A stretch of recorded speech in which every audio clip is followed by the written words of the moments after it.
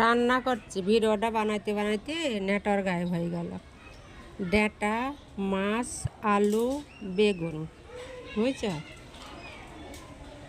Heavy taste হয়েছে, খেয়ে দেখলাম একটা। এই যে ডাঁটা খেতে কে কে ভালোবাসো?